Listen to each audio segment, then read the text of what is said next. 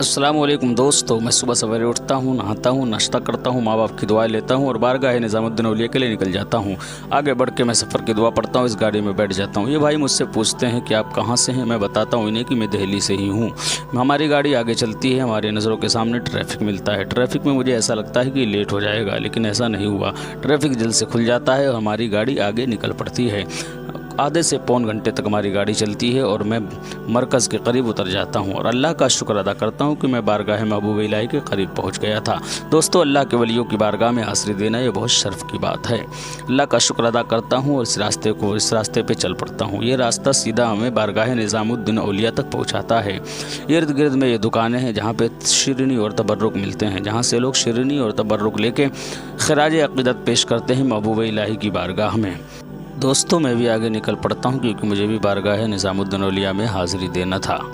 आगे बढ़ता हूँ, ये फूल वगैरह शिरनी वगैरह लोग फ़रोख्त कर रहे होते हैं। बहरहाल मैं आगे बढ़ता हूँ और एकदम लास्ट वाली दुकान पे जाके रुकता हूँ।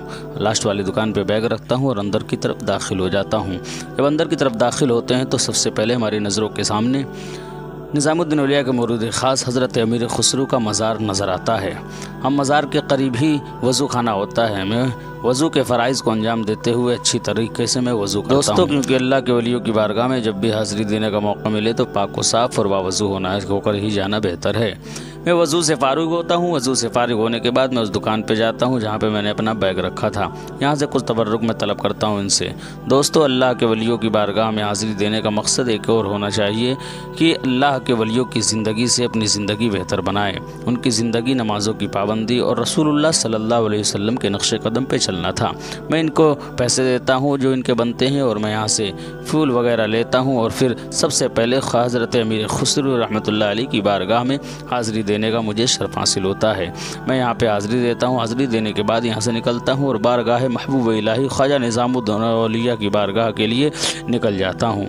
यहाँ पे पहले से कुछ लोग मौजूद होते हैं जो बारगाह निज़ामुद्दीन औलिया में हाज़िरी देने के लिए पहले से वेट कर रहे होते हैं। मैं भी इनके साथ खड़े हो जाता हूँ और कुछ देर मुझे वेट करना पड़ता है। वेट करने के बाद मैं जब अंदर की तरफ दाखिल होता हूँ, खराज अक़ीदत पेश करके अल्लाह की बारगाह में दुआ करता हूँ और फिर मैं देखता हूँ यहाँ पे कुछ लोग सलातो सलाम पढ़ते हैं। मैं भी सलातो सलाम में शामिल हो जाता हूँ। सलातो सलाम पढ़ने के बाद मेरी नज़र पड़ती है एक पोस्टर पे जहाँ पे भारी छूट पे निज़ामुद्दीन औलिया के करीब एक हॉस्पिटल है जहाँ पे आँखों का इलाज और ऑपरेशन होता है। उसके बाद पत्थर पे नक्श किया हुआ मुझे महबूब इलाही का शजरा मुबारक नज़र आता है। मैं इसे पढ़ता हूँ, दिल को बड़ा सुकून मिलता है। फिर मैंने देखा कि निज़ामुद्दीन औलिया अलैहिर्रहमा के मज़ार के इर्द गिर्द लोग बैठे हुए हैं। लोग बैठ के कुरान मुक़द्दस की तिलावत, कलमा शरीफ का विर्द और तस्बीह व तहलील पढ़ रहे थे। यकीनन अज़ीमुश्शान किताब का नाम है कुरान मजीद, जिस किताब की तरह कोई किताब नहीं है। हर चीज़ का जिक्र अल्लाह ने कुरान में नाजिल फरमाया है। दोस्तों, हर मर्ज़ का इलाज कुरान में मौजूद है। यकीनन हर किसी को कुरान की तिलावत करनी चाहिए, इसलिए कि इल्म दीन हासिल करना हर मुसलमान मर्द व औरत पर फ़र्ज़ है। ये मस्जिद है जो निज़ामुद्दीन औलिया अलैहिर्रहमा के मज़ार के करीब ही है। यहाँ पे पंजगाना बजमात नमाज अदा किया जाता है। माशाअल्लाह बहुत खूबसूरत है, पुरानी मस्जिद है। दोस्तों, जब भी दिल्ली आओ तो महबूब इलाही की बारगाह में ज़रूर हाज़िरी देना।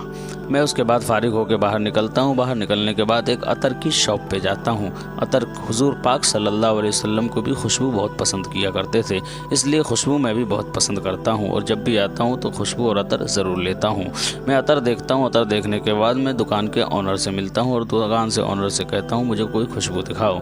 वो मुझे खुशबू दिखाते हैं जिन्हें मैं अपने कपड़ों में लगा के चेक करता हूँ कि खुशबू मुझे पसंद आती है। जब मुझे खुशबू पसंद आती है मैं पूछता हूँ कि इसके रकम क्या है, कीमत क्या है।